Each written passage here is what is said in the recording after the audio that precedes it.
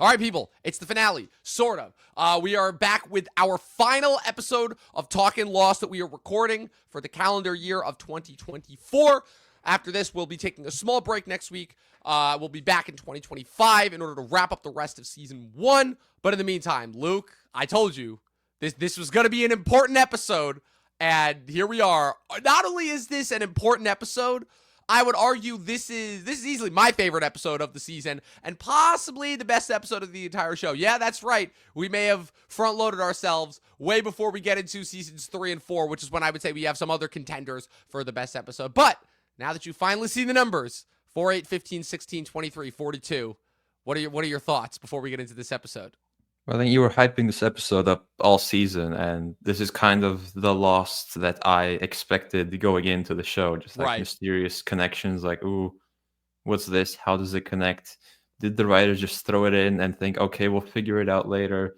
Just put it in there for now. But yeah, this was a banger of an episode. It had me going, oh, so that goes there, and that went there. So now it's even more intriguing. Exactly. Will any of those questions be answered? As is the eternal question of Lost. All of that and more on today's episode of Talkin' Lost.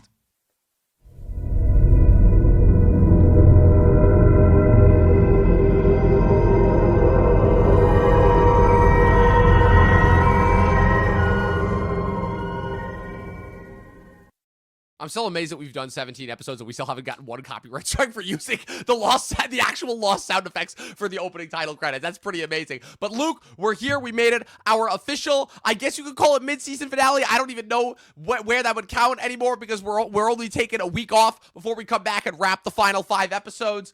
But like I said, man, I've been hyping this episode up all season since we started. This is one of those Lost episodes where, again, when you're looking back at the entirety of the canon of Lost, this is one of the most important episodes. Not only is it important, though, it helps that it's a great episode. But not only is it just a great episode, it's great not for the reasons that made, like, the last 2 weeks, like Outlaws and In Translation, great, where it's just a supremely well-written episode of television that happens to be set in Lost. This is, like you were saying, this is the Lost that people came to know and fall in love with. You got a little bit of island mystery, overhanging plot threads, filling in the gaps as far as where things go, and an impeccable character backstory and drama episode. Again, this is the type of writing style and character journeys and stuff that Lindelof would continue on and really implement, I think, very strongly in his 2 follow-up shows, Leftovers and Watchmen. We finally get our Hurley focus episode again. It's kind of funny how, again, Hurley, we know Hurley's one of the most important characters in the canon of Lost. He easily won people over as being like a fan favorite alongside Charlie. He's one of the most important characters in the canon of Lost, one of the few characters that makes it all the way to the end. But up until this point, he was really just, kind of, for lack of a better word, the fat, funny friend who was trying to keep everybody happy while everybody else was going nuts and losing their minds. And this is the episode where we finally get some backstory on him. Not only is it, like, a lot of more island lore, but we end up getting, I would argue, one of the best catharses of any character, because I feel like unlike a lot of these other characters who are going through these very heavy, weighty, existential crises, daddy issues, on the run, criminals, pregnancy, drug addiction, and Hurley's just a guy who's just, looking to do the right thing at the end of the day. And it's just, and like he says, he's just stricken with incredibly, incredibly bad luck. Like, some of the worst luck that you could possibly imagine. And like I said, as we've discovered in every episode, it all ties back to this goddamn island. Luke, going into this episode, obviously, like I said, hype is an easy way, I've learned in the digital age, to ruin something easily. Did that possibly detract from your enjoyment of this episode as you started it? It did not, because as is with Lost, I really have no idea what to expect. I knew there were the numbers were maybe I knew there was numbers and a bunker of some sort, and maybe it was a hatch or whatever before going into Lost. And I think it was from Fortnite that they referenced it in something, but whatever. I knew about the numbers, but I didn't know what they mean. I still don't know what they mean. Maybe I'll never find out what they mean. I don't know. But yeah, the hype definitely did not ruin it. Hurley, this is our first flashback of Hurley. We've had some double flashbacks. the first one with Hurley, and he kind of reminds me of one Samuel Tarly. Like, he's at the beginning, he's maybe you're not taking him too seriously as a character. He's kind of a comic relief, but as you slight spoiler, it's not really a spoiler. Like, he makes it all the way to the end and is one of the more important characters by the end, just like Sam in Game of Thrones. So, and yeah, just seeing his backstory and how his journey is the most linked to the island so far, from what we've seen. So, and like you mentioned, the catharsis at the end, which was a great moment. Yeah, it really, really was. Again, it's Lindelof has this amazing ability, and I think that it was probably the best exemplified. Like, obviously, again, I'd watched Lost already, but that was more so just to, like, kind of, crunch it in and get it done. Watchmen was really the first instance where I was like, okay, this is what Lindelof is really capable of as a writer, and this is what he's like when he really can cook. But I think the best that he ever did with this sort of writing style is in season 3 of The Leftovers, the midway point. It's an episode called It's a Matt World, where every season of The Leftovers, he would have this one solo focus episode on the character of Matt Jameson, portrayed by Christopher Eccleston, who's a preacher character who is constantly trying to grapple with his faith in the wake of the Great Departure. And all of his solo episodes, to me, have been some of the best of The Leftovers, but the reason why It's a Matt World stands out really particularly well, besides just being Matt's final catharsis and his kind of way of finally letting go of the trauma, the residual trauma from the Great Departure, is the entire episode, he's obsessing over having to get Kevin back from Australia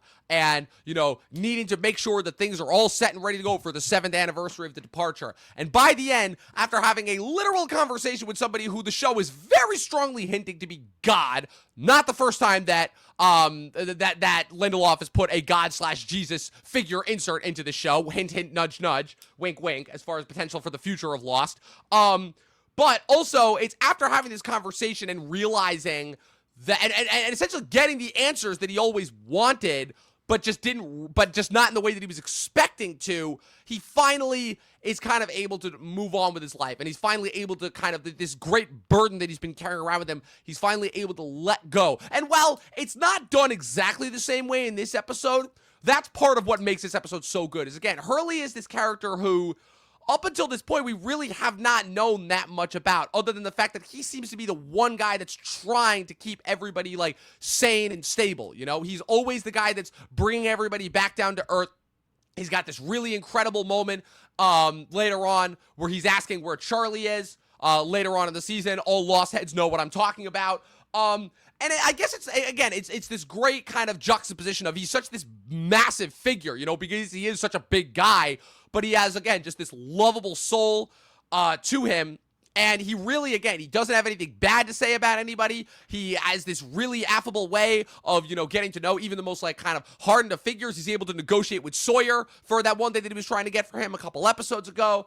And this is the episode where, again, everything kind of comes full circle of how, of all the characters that were destined to be on the island, I feel like we could have made the biggest argument for Locke and Claire before this, but now after this episode, it's like, oh, Hurley easily was the one, He was the one that heard about the numbers. He was the one who was having all of this bad luck inextricably linked to him. He was the one who arguably came the closest to finding out about what the island was before he got to the island. Also, again, whereas with other characters, it's taken, like, multiple episodes to get into their backstories and kind of the reasoning as to what brings them to the island. Hurley, they're able to do it all in one, which is pretty rare, I feel like, as far as that goes, where with his backstory, his whole thing is, essentially, in order to get into it, he essentially was, kind of, not down on his luck, but, like, kind of, the classic millennial struggle, still late 20s, early 30s, still living with his mom, working at a low-income job, when he inexplicably wins the lottery out of nowhere.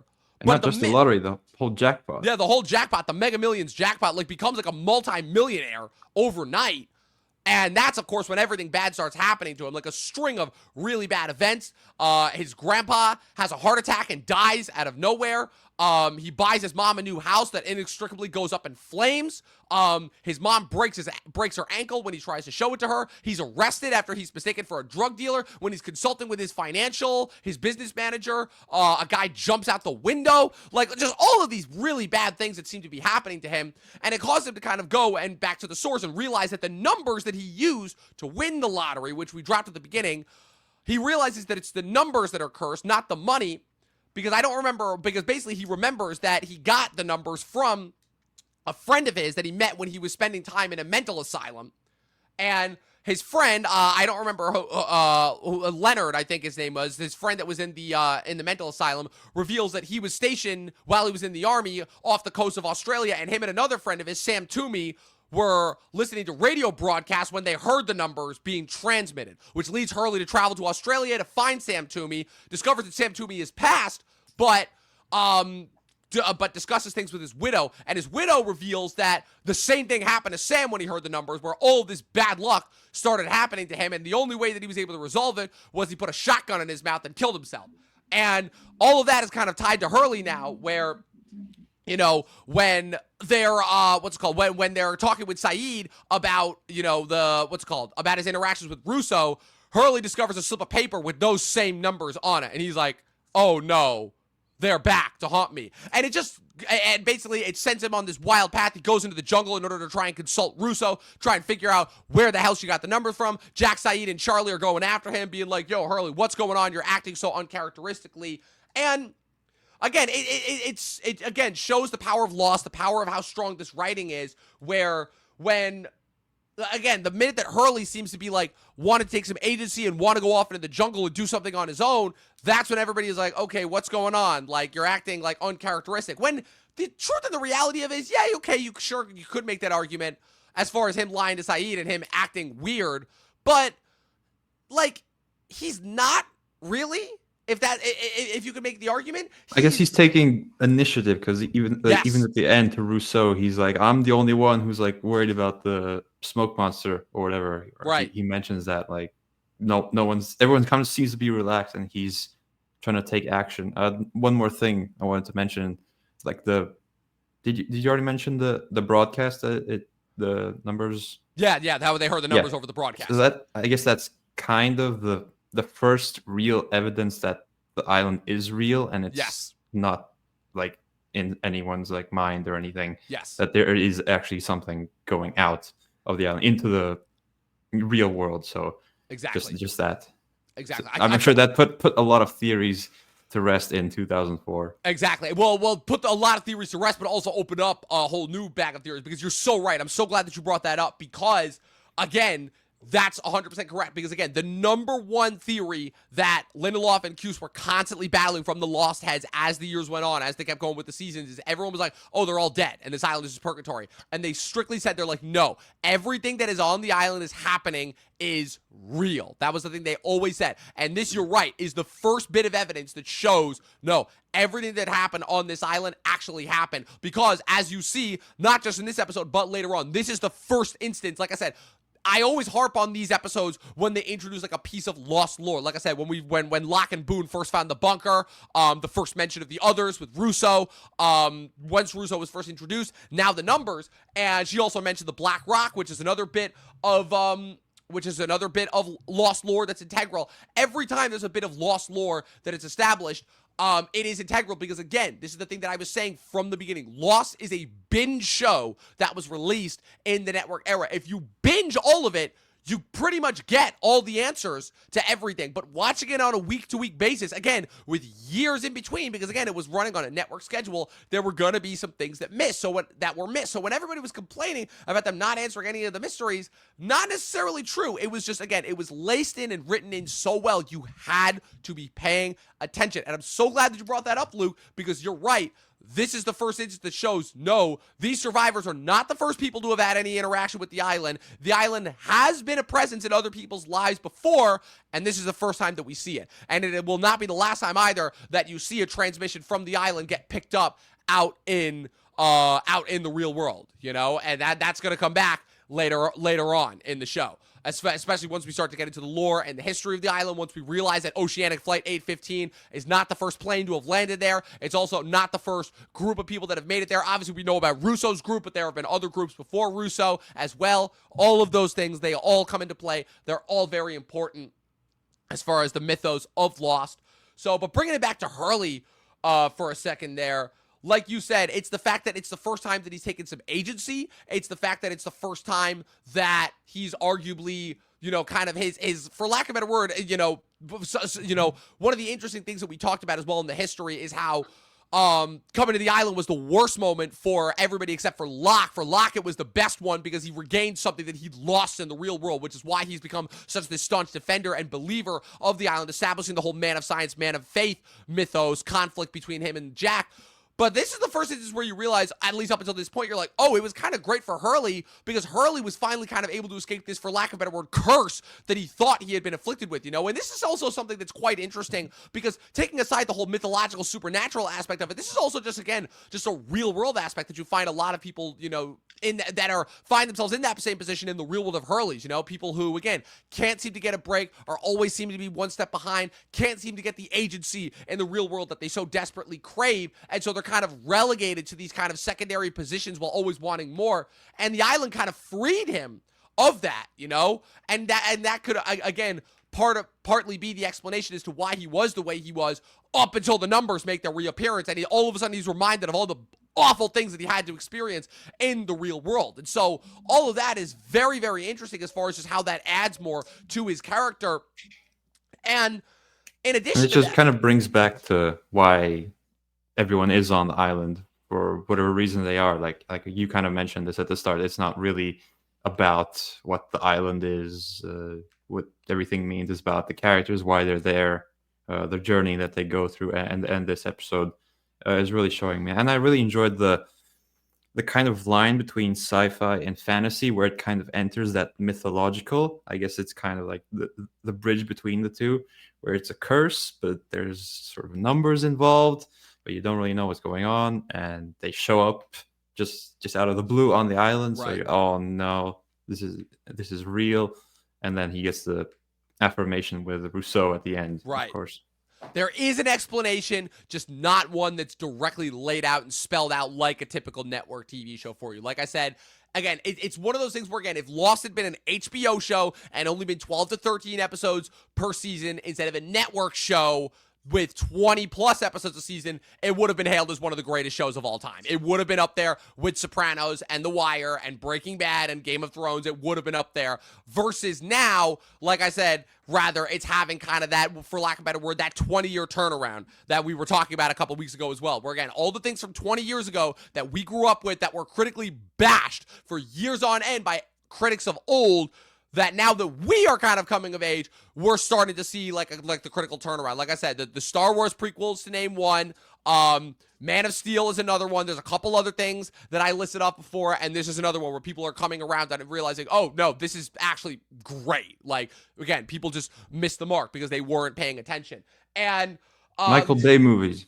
We gotta get that on the list. There you go. Oh, that's already on the list. Trust me, that's already on the list. But I'll hear Lost brought up, and like I'll just listen to some podcast, and I see Lost brought up. I'm like, oh, skip. Yep. I don't want to hear anything. Exactly, because again, it's all these people who have all this history with it. But this is why I'm so happy that I'm recapping the show with you of all people, because not only are you the perfect candidate, that's another piece of Lost lore that's going to come up, but not until the last season, for as far as for why you would love Lost, just based on like how I've gotten to know you and your tastes and the things that you appreciate and acclimate towards, but you're also the perfect person because of not only the age that you are and the generation within which that you grew up, so you're like the perfect person to really have this deep-seated appreciation for Lost that I feel like a couple of other people wouldn't, Like, again, just talking to somebody that's like my dad's age or somebody, their explanation every time is they're like, oh, Lost, it was so weird and stupid and slow, I didn't know what was going on, all that, versus us,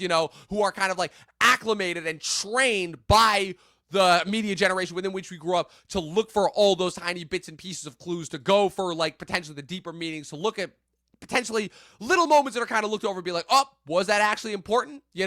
Like that, like that's kind of why Again, you are the perfect person to be watching. And I've seen all the Lost ripoffs. That too, of course. That too. Without actually having seen Lost, which is great. Right. And now you're seeing like where all those got ripped off from, and you're like, oh, now I see why all those are so much worse than Lost is. But yeah, there is also a quick little subplot where Locke is having Claire help him build a crib for baby Aaron, and that's nice and sweet. But that's kind of just like, you know, just there. That's like a nice little subplot. But obviously, again, it is kind of funny, and again shows the power of Hurley as a character when, again, after being told the entire episode by Jack, by Saeed, by Charlie, that, you know, you're acting weird, you're acting, you know, strange, what's going on here? Why did you tell us what's going on? And, you know, Jack and Locke discover Russo's base, which he then sets to blow up, which is hilarious. That's just a good little piece of what's it called? Good special effects, though. Very good special effects. Because that's practical. That's why. Well, it is practical, but for Lost's yes. sake, what we're used to. It's again, nice as time goes on, again, it becomes very apparent which effects are practical and which effects are CGI, because the CGI, oh man, even late 2000s 2004 network TV. Yeah. Like, yeah, exactly. But again, Hurley finally runs into Russo, who's taking shots at them. He's like literally demanding her. He's like, I need to know about these numbers because these things made my life hell in the real world, and I need to, and they clearly originated from this island somehow based off of what I've learned. So you need to tell me. It's like I've been the happy-go-lucky guy up until this point, and now it's time for some friggin' answers. And you can see, I don't know, it's so weird because, again, total opposite personalities. Again, somebody who has been, you know, with Russo, who has been on this island for years, to the point where, again, she's kind of developed this like survivalist mentality, and it's made it very hard for her to, you know, bring in and become warm to new people. But there's almost like this kindred sense that's developed between her and Hurley, where kind of they're both these figures that have suffered an unbearable amount of tragedy in their lives because of this island and because of these numbers specifically, because again, she also lost her entire team, as she reveals to Hurley, through these numbers, because they went to investigate the source of the transmission, where the numbers were coming from, and that's when all of her team got sick, as she says, and died, and then she reset the transmission, which is why the numbers stopped being broadcast to the outside world. So yeah, and finally when she tells Hurley, she's like, finally someone believes me and listens to me. And it's so good, because again, you're being trained this entire episode to think the numbers, but that's not at all what this episode was about. They were nothing but a plot device at the end of the day. Now, whether they are a plot device for the entirety of the show, that's a different story. But at least up until this point, again, they were just a plot device in order to allow Hurley to overcome his insecurities and finally actually be listened to by somebody who believes him. Versus, again, and it kind of casts a different light on the rest of the survivors up until this point, because up until this point, you realize even Charlie, who is somebody who, again, you would consider to be very good friends with Hurley, not necessarily taking him seriously the way that he wants to, you know? And as he even tells Charlie at the end, when he tells him his net worth, he's like, okay, in the real world, I'm worth $156 million. And Charlie thinks he's just fucking with him and lying and telling jokes. And he's like, wow, this is what happens when I'm genuine with people. They think I'm lying, and they think I'm pulling their leg. And it's, again, that is so relatable to so many different people.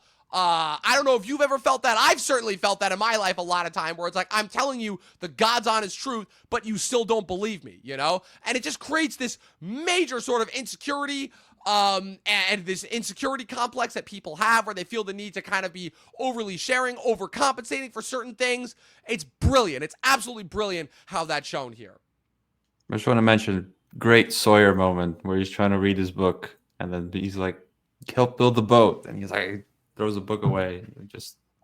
You always need one great Sawyer. Yeah, you always need one great Sawyer moment. Yeah, Michael, and once again, you check in and see that Michael and Jin and them are continuing construction on the raft. So that's kind of continuing on. We'll see obviously how that goes once we check in with the final 5 episodes. But like I said, Luke, this is our final episode of the year for 2024. We're gonna come back in 2025, which is only in 2 weeks. But man, what a year it has been, you know, from the start of the year to recapping 2023, which was such a great year, to kind of the rude awakening of how the strikes had really affected all the content, to the summer, to kicking off Lost, and the journey that we've been. Man, how's the journey been for you so far up to this point? Now that we're almost done with season 1, we only have 5 episodes left. Well, it's been an absolute blast. It's always been one of those shows that, like, I'm gonna watch eventually, but I just never had like a like a real reason to always seem to have something else to watch. But this has given me a real purpose, if you will, as John Locke would might say, his purpose on the island. I'm really enjoying my time with it, even though I know people don't love the ending. I'm on a mission to find out what the ending's all about. Maybe it's not as bad as everyone says. Maybe there's some meaning in it that has been lost in translation, and we're gonna figure it out. Yeah, I can say immediately right off the bat that the ending is not nearly as bad as everybody says it is, because I will say right now that everybody's problems with the ending comes down to the final season, really the final couple of seasons, not just the final season, when the show, I would argue, kind of went full sci-fi. And again, I understand some of the criticism because, again, it kind of jumped a little bit. The jump from season 3 to 4, once the episode counts got shorter, and it went kind of towards plot first, character second, you know, and there weren't as many of those juicy little character moments. I feel like that kind of made people fall in love with it in the first place. But like I said, we'll get to that once we get to that. Like I said, I'm still waiting for those bodies in the cave to show up again. I'm telling you, it's them in the future or something. I'm sticking by that. You're gonna see. You are going to see is all that I will say to that. But so, Luke, with that being said, there were a couple of movies that have come out, but for the most part, this has been, I would say, the worst December in recent memory. So I'm saving that until next week. I'm gonna cover Nosferatu and a Complete Unknown with Nathaniel, and that's gonna be our finale that wraps 2024. But there was a certain teaser trailer that dropped this past week. That, needless to say, the internet and everybody and their mother was ready for. You know, 2 years ago, when James Gunn dropped his Guardians of the Galaxy 3 teaser for kind of his goodbye to Marvel, the internet went nuts. And now we had the first teaser for the first movie in James Gunn's rebooted DC universe for Superman. And I think it's safe to say that the disruption that this caused, not just to the virtual space, but to the real space, was so crazy, because literally they were reported like multiple work stoppages because like the world just stopped like in unison to stop and cover this trailer. I woke up at 7 a.m. just so that I could watch it when the teaser first dropped that day and then record my reaction and put it up. So my thoughts are out there. They're online. For anybody who wants to see it, for anybody who has seen it already. But I just wanted your thoughts so far on the teaser and kind of what this is going to be. What do you think this spells out for the future of DC in live action? You know, James Gunn's Creature Commandos is currently airing right now on Max, and I am having an absolute blast with that. But that's the Free Gunn Weasel. Free Weasel, yes. But that's the James Gunn that we're used to. We've seen Gunn do that many, many times before with the Guardians of the Galaxy, with the Suicide Squad, to a certain extent with Peacemaker. But this is something different. This is something that we haven't really seen from him before. You know, this is Superman, one of the most, if not the most iconic superhero of all time. Arguably the first superhero, if you will. So what were your thoughts on the teaser? Needless to say, there was a lot of hype and anticipation going into this. You know, when you followed a movie like this so closely since its announcement, even before its announcement, just seeing footage from it is so surreal. It's like when I saw the first trailer for Mission Impossible 7, I'm like, oh my God, it's been delayed 19 times and I'm finally seeing footage from it. I so badly want this movie to be good as a DC fan, as a James Gunn fan, as a fan of the superhero genre, which has been, you know, everyone knows we've been struggling the last few years. And I really enjoyed the trailer. Everyone seems to be complaining about the colors. I'm saying, look at the Suicide Squad. It looks exactly the same. So, and it'll be fine. Like you'll watch it, you'll forget all about it. Exactly. You will believe that a man can fly again. But yeah, my thoughts on it, as far as just to the complainers and the haters, were I'm like, yeah, James Gunn hasn't made a bad movie. Like, sure, you can disagree with his style. Like, if you don't like James Gunn's styles and sensibility and his sense of humor, okay, that's one thing. If you feel like he's repetitive, okay. But my two counters to that are, A, you can't really say that any of his movies have been straight up bad. Like, none of his movies that he's directed have been straight up bad. You know, like really, and anybody who says that, I'm just going to say, yeah, you're straight up wrong. Because none of the Guardians of the Galaxy movies are bad.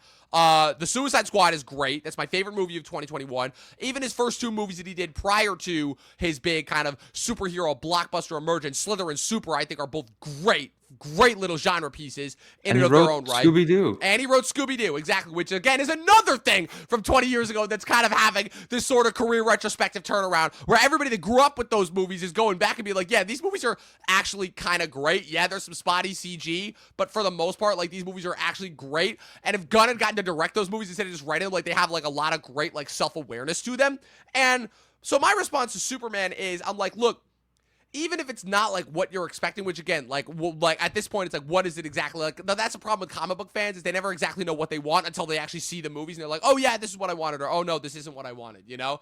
And again, you can't say that the man's not devoted. You can't say that the man doesn't care. You just hear it in the way that he talks about it in every single one of the 1.5 million interviews that he's been doing over the last 2 days or so, where again, his whole big stance has been, again, we're not trying to build towards anything. We're not trying to hype up these big events. We're taking it bit at a time, piece by piece. We're also not necessarily giving you the superheroes that you want or think you're going to get. Our focus is on the scripts and the stories. Those have to be rock solid first and foremost. And that's why you're seeing the projects that are getting greenlit, you know, which are after Creature Commandos and Superman. You have Supergirl, you have Lanterns, and then they also just greenlit Clayface and Dynamic Duo as well. Batman Brave and the Bold, Waller, The Authority, Swamp Thing, Booster Gold, those are all still in the works. Titans, I think. Paradise there's Lost a bunch as well. of things. There's a lot of things that they announced, a lot more things that they have announced since then. But my kind of thoughts to it is, because I was also watching another video from another, you know, certain people who I will just say I have classified into the group of complainers. They just like to complain about things. And my whole stance on, you know, the usual thing of, oh, there's too many characters. Oh, it's not really, it's a Justice League movie disguised as a Superman movie, yada, yada, yada. And my whole response to that is, one, we're conditioned to seeing things with a lot of characters in it. So that's not necessarily a complaint when I see that there's going to be a lot more characters than just who's advertised in the poster. Two, Gunn works best when he's with ensemble casts.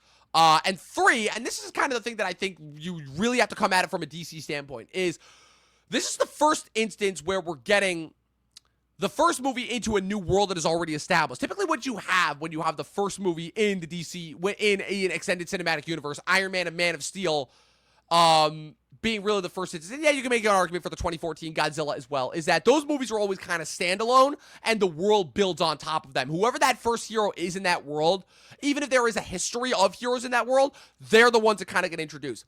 This is the first instance where we're getting Superman into a world that is already not only populated by a history of heroes, but with other active working heroes, because you see obviously in the trailer, and who was announced before, Nathan Fillion's Guy Gardner's Green Lantern, Isabella Merced's Hawkgirl, Edie Gathegy's Mr. Terrific, Anthony Carrigan's Metamorpho, and others as well. And what's interesting, I find, is that Superman, right, was always, even though Superman is the first hero, you had the golden age of superheroes, you know, the Justice Society of America, which focused on heroes like the first Green Lantern and Flash, you know, Wildcat, Sandman, Atom Smasher, you know, certain characters that were introduced in Black Adam and whatnot. And you had that golden age era of heroes before you had the Silver Age Justice League and all of that. And I find that what's interesting is how this is the first time where we're getting Superman in a universe with heroes that are already established. And I think that's kind of interesting and fascinating as far as giving us kind of a new Superman origin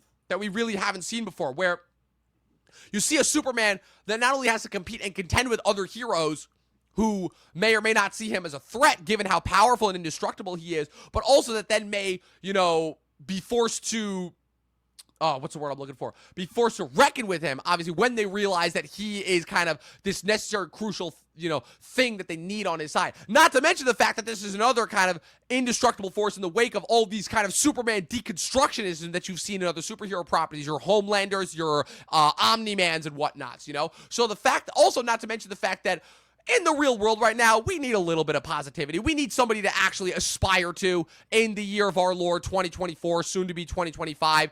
Where, again, we're coming out of this era of some real bleak misery. Everybody's miserable. Everybody's divided. We need something to kind of, for lack of a better word, unite us and gravitate towards. And I'm really thinking that this could be it. And again, Gunn is not an idiot. Gunn recognizes that. And he understands that. Again, he's one of the best people when it comes to actually reading what it is that the audience wants and needs. And so if that's going to be the case, if that's the type of movie that we get, full steam ahead. It looks great, I think, too. Like, visually, it looks different than almost any other superhero. Like, they're going for kind of this in-between where they're not going for hyper-realistic, but they're also not going for, like, quite the comic booky look. Like, it's got the bright colors. It's got, like, this comic book edge and aesthetic. I love the way that the Daily Planet looks, but it's not, like, muted and bleak It's and right in the dreary middle like Snyder. between Yes, comic book and real. So exactly. just blurring that line, Gunn is really good at that. Uh, yeah, I like your point. I was gonna mention it, and then you went on a great tangent about that. The world is already established. Like the one thing that I quite enjoyed from The Flash was that you know the world is established by this point. It's a kind of a failed DCEU, but Wonder Woman can just show up. So in this movie, Hawkgirl, the Green Lantern, Mr. Terrific can just be there because it's already established. So I'm not big on the DC lore. I'm ready to learn about it through these movies.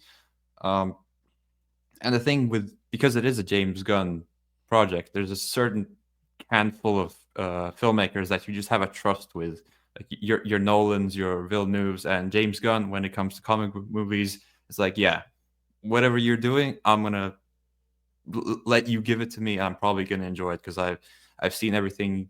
Well, I haven't seen everything. I haven't seen before Guardians, but I've seen what you can do, and I'm ready for more. And Superman is like when it was announced that he was gonna do Superman, I was like, whoa, that's quite a contrast. Because you're like, yeah, this is not like anything you've done before. Like, this isn't just some ragtag B-team tier of superheroes that nobody knows that you turn into this, mega beloved band of misfits. This is the guy. This is like the inspiration for every superhero that we've gotten in the last 100 years, Yeah, I'm like you said, the hope maxing that people have been throwing around. That's a great term for this movie.